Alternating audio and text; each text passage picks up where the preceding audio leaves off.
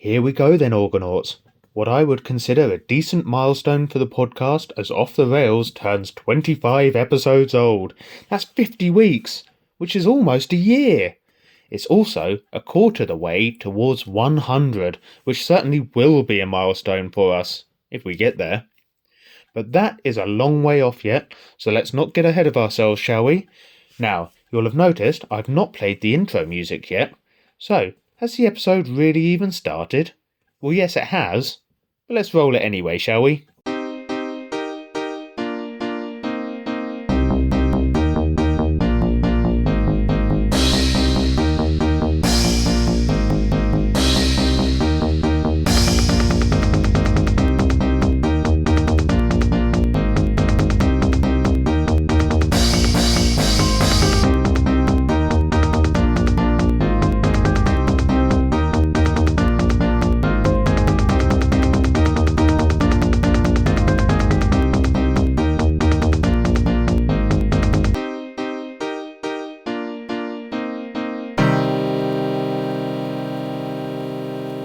I was down on the Pacific coast recently and got drinking with a downtrodden looking fella.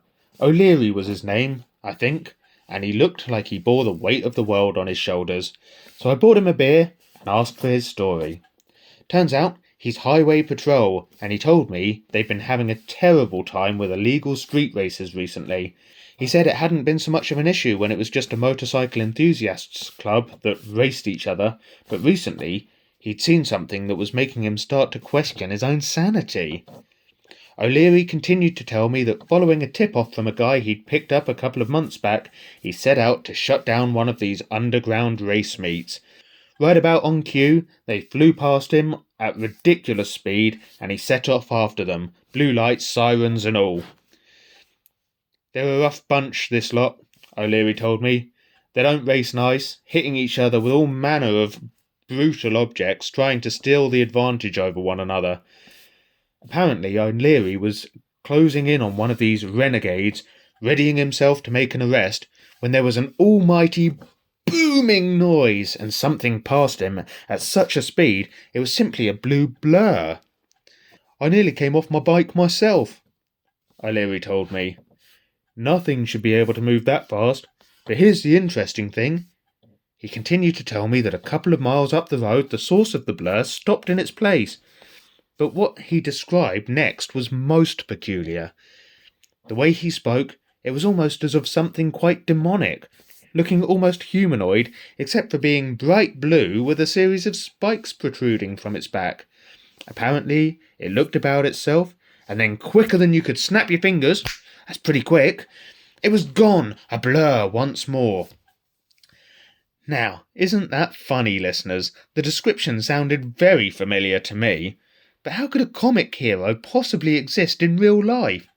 Still, if it really was who I think it might have been, it'll be good to know he's around when the robot uprising does begin. But what of the street race? I'm sure you're all dying to know. Well, O'Leary was so perturbed by what he saw that day that he lost his bust and spent the next part of his shift getting yelled at by his sergeant. Listeners, I didn't really get drinking with O'Leary in a dive bar somewhere out on the Pacific coast, but if I did, I'm sure he'd have asked me to direct your attention to the podcast episode description, where you'll find links to all my social media accounts, including YouTube, X, Twitch and TikTok, and also my email address where you can write with your listeners' whispers.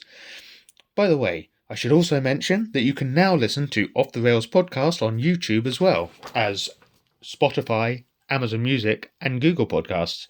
And every episode is up, so you can go back and listen to any that you might have missed. And with that covered, it's time for What I've Been Playing Recently, the segment in which I tell you all about what I've been playing recently. Clever name for it, eh? I came up with it myself.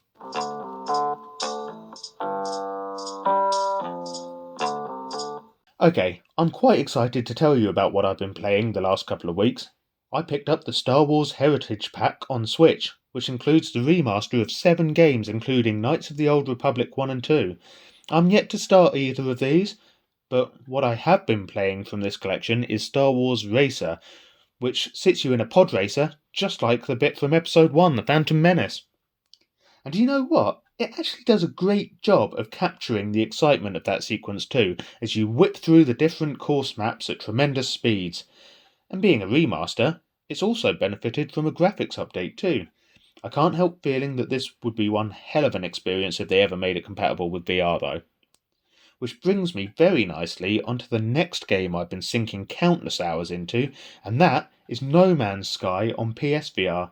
I'd given No Man's Sky a play years ago when it made it onto Xbox Game Pass, but at that time didn't really get on with it all too well. When I learned that you can now play in VR though, I just had to give it another shot, and I am so glad that I did. I started out crash landed on an alien world with amnesia. Thankfully, I've had enough help from my Starship computer logs to get me started picking up all the pieces again. Now, one, it's been great fun exploring the planet, scanning previously undiscovered life forms, setting up a base, camp, and crafting useful objects. But the game really starts coming into its own once you've got your Starship up and running again.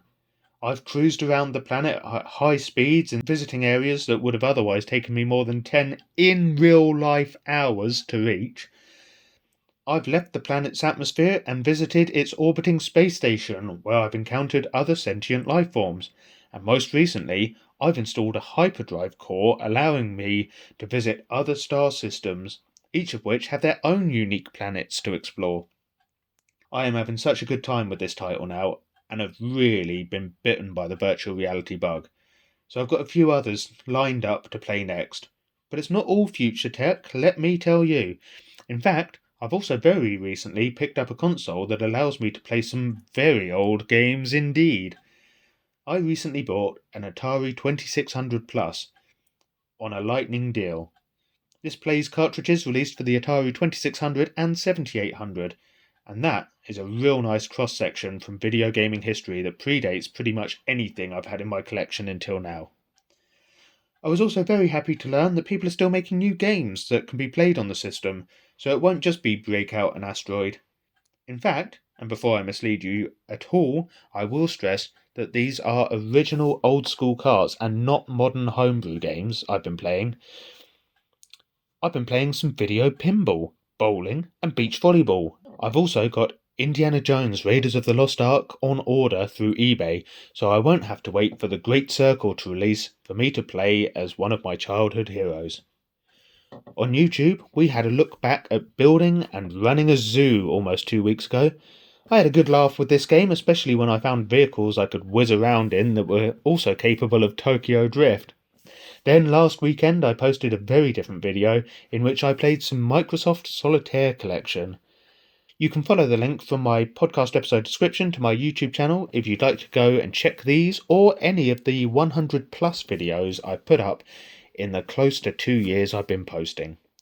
Hey, guess what? It's time for Listener's Whispers.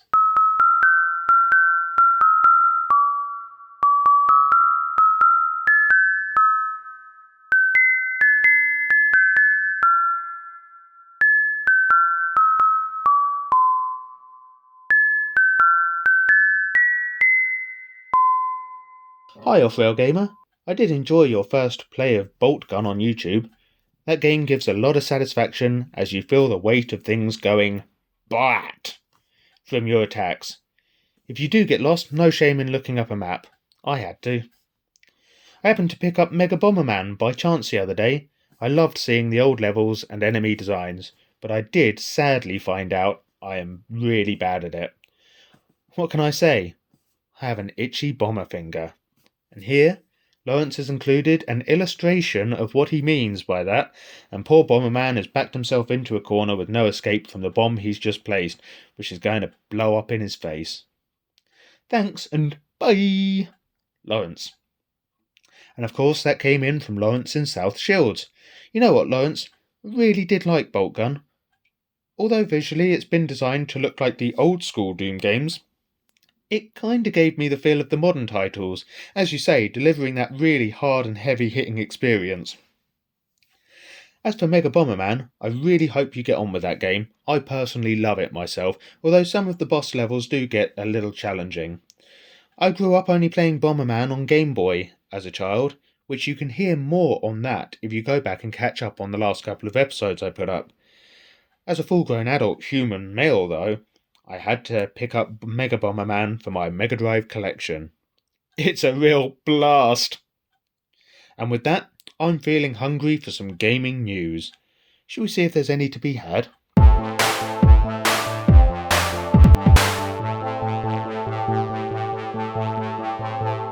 I don't know if games journalism is a career anymore. Honestly, I do try to find something interesting for this segment every couple of weeks, but this time out, the first remotely newsworthy story I could find was about the developer for Helldivers 2 asking players to stop having an in-game snowball fight, as it's causing the game to crash.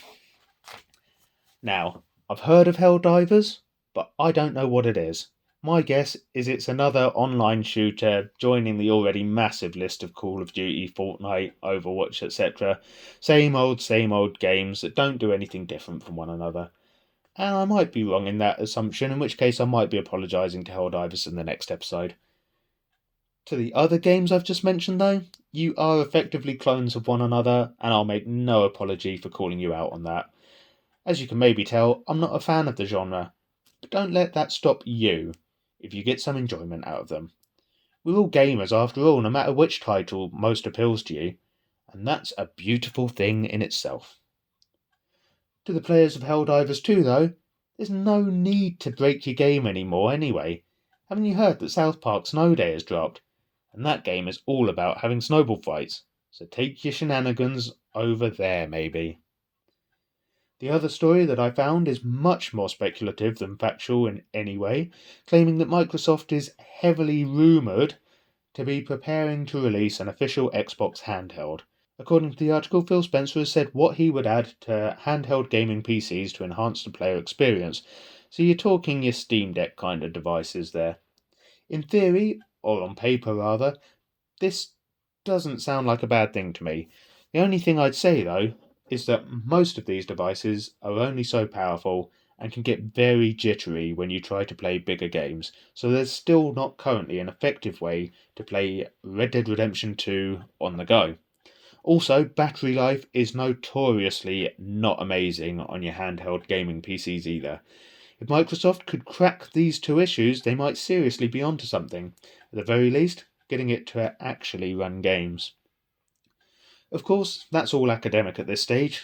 I'd say as Microsoft has released no official statement to say that they're seriously considering any such device, and Phil being, or seeming at least, to be a real gaming enthusiast, I imagine he would happily share his thoughts on improvements that could be made to existing gaming machines. So, for IGN to run this, let's take it with a hefty pinch of salt and accept that there's actually nothing to suggest this might really be coming down the line. Besides which, I think the same site may have run a story last year about the Series XS being Microsoft's final generation of console, and then going down the route of game development and publishing for other systems only. So which is it to be? Organauts, listeners, if you'd like to check out these articles for yourself, I have dropped links in the podcast episode description. Give them a read if you want, and let me know what you make of them. You can share your thoughts to offrailgamer@gmail.com. Remember, keep your messages clean and try not to be too mean, and I just might read it out in the next episode of Off the Rails and the next Listener's Whispers. Wouldn't that be exciting? Yes, it would. Anyway, let's go into the main section of the podcast.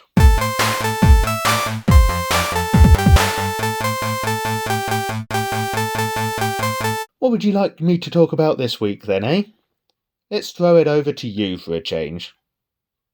Well, don't all shout at once. No? No suggestions, anybody? Well, okay, I shall pick a topic again then. And how's this for a podcast subject? Here's my rundown of some mostly forgotten online flash games I used to play back in the dial-up and early post-dial-up days. Let's see if we can touch some of that nostalgia feels for some of you grandpa gamers out there. And let's start, not just big, but absolutely mammoth. How about that Yeti Sports, eh? Yeti Sports, for anyone either too young to remember, or for anyone who's wiped it from their memory, was actually a number of different games in which you played an abominable snowman competing in different sporting events. The two that I can remember, though, included wielding a giant icicle like a baseball bat and swinging at penguins. In one such game, you were stood at the bottom of an icy chasm, batting the penguins high into the air. The higher they soared, the better you scored. From memory, there were also a number of objects sticking out of the ice walls either side that would continue batting your penguin projectile ever higher, if you were fortunate enough that the little critter would collide with them along the way. The other game was effectively the same, only this time you were going for horizontal distance travelled. They may not sound much today, but they were massively popular in the mid-2000s, particularly if you were given 10 minutes free time at the end of IT class in school. A game that I'm not sure was as popular, or even as well known, was Lost Vector's Jedi Trainer. In Star Wars Episode 4, Luke Skywalker is training to use a lightsaber against an orb that fires lasers at him, and that is the premise for this game. You moved a lightsaber around the screen with your mouse, and various training orbs would appear on screen firing lasers. To defeat them, you had to deflect their lasers back at them. Striking them with the lightsaber only battered them around like volleyballs. Although it was one of my school friends who introduced me to Jedi Trainer, I haven't met anyone else who has ever spoken about it, so I'm not sure if it ever had any popularity. I have replayed it recently though, so I can confirm that it wasn't just a fever dream. One of the sites that I played a lot of these games on was GameRivals.com, and it was on this site that I first adopted the gamer tag Penguin, a moniker that I still use to this day, and in fact, if you take yourself over to YouTube and search Penguin the Novice Lyrist, you'll find my music channel, most of which consists of videos of me playing one of my favourite instruments, the lyre harp. But enough about that. On Game Rivals, I used to love playing a game called Gold Miner. This was a really simple game in which you played as a grey-haired old man with a big bushy beard operating a claw on a chain. The claw would swing like a pendulum on a clock, and your job was to click your mouse when it was lined up with a gold nugget. This would fire the claw down into the mine, and if you timed it just right, it would latch on to said nugget o' gold, and the old timer would start turning a crank handle to reel it in. There were different sized gold nuggets to collect. The larger ones earned you greater profits, but were heavier and so would take longer to reel in. As you advanced through the levels, there would also be diamonds that were worth a lot and were light enough to reel in quickly. However, they were so small it could be difficult to get a good aim in on them. Additionally, there were plain old rocks, which you'd want to avoid because they were heavy, but also worth very little. At the end of each level, you could visit a shop to buy power-ups. Two notable power-ups were 1. A stick of dynamite you could throw to blow something up, e.g. a rock, if your claw had caught it but you didn't want to reel it in, or 2. A strength potion that effectively allowed you to reel anything in at high speed so you wouldn't have to wait so long to cast your line again. But this wasn't the only mining-based game I used to play on the interwebs in my youth. On a different site, miniclip.com, I used to enjoy playing a game called Motherlode. The concept of this game was that you'd been hired by a Mr. Natas to go and mine ores on Mars. You pilot a small mining vessel that has a helicopter propeller, and you'll drill down into the planet's core digging up bronze, iron, silver, gold, platinum, and other precious metals. But you've got two things to keep an eye on all the while. Your hull status, as you will take full damage if you don't slow your fall using the propeller, and your fuel status. You don't want to get stuck down there with no way back out to the surface after all. You bring everything you've mined back up and can sell it for money that you can use to buy fuel, hull repairs, or ship upgrades such as larger fuel tanks, stronger hulls and drills, more cargo space, or a more powerful engine. From memory, the deeper you dig, the more unstable the ground becomes, which can result in cave-ins when you surface, meaning you may have to drill parts you've already explored all over again. Spoiler alert, I am going to give away the game's big twist now, so please skip ahead half a minute if you don't want to hear it. If you drill down to the planet's core, you'll learn that Mr. Natas is just Mr. Satan, spelled backwards, and you'll encounter the demonic force himself. Best run for it, I'd say. And run we shall into the next Flash game I want to revisit with you in this little romp down memory lane to Nostalgiaville. This time for something quite different though, as I want to talk about Age of War. In this game your job is to defend your base while attacking your opponents simultaneously. You can place defensive turrets and will also deploy troops on the ground. The art style for this one is very cartoony and plays out from a 2D side-on perspective. You start out in the Stone Age, sending clubmen, ranged attackers equipped with slingshots, and spearmen riding atop dinosaurs into battle. You earn both money and XP for each opponent felled, and can use the money to deploy more troops or to buy the turrets previously mentioned.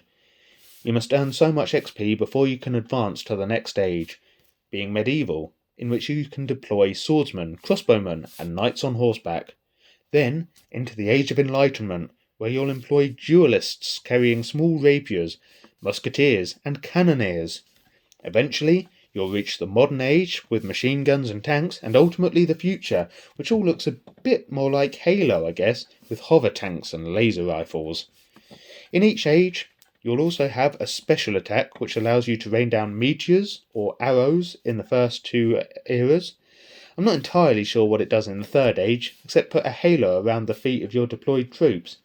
In the modern age, you'll fly a bomber over the enemy units, and in the final stage, you'll fire space lasers from an orbiting satellite. We didn't get Blue's Clues when I was growing up, so my first exposure to it was on Newgrounds. At the time, it always felt like I was being really naughty visiting this site because, although it seems to have tamed over the years, back in the early to mid-2000s, it featured a lot of adult or mature content. One of the games you could play was set in the Blue Clues house, only you were a crazed gunman. You'd drag your cursor around the screen to take aim and then shoot out all the windows and take out anyone who dares stick their head over the windowsill. Even Mr. Salt and Mrs. Pepper!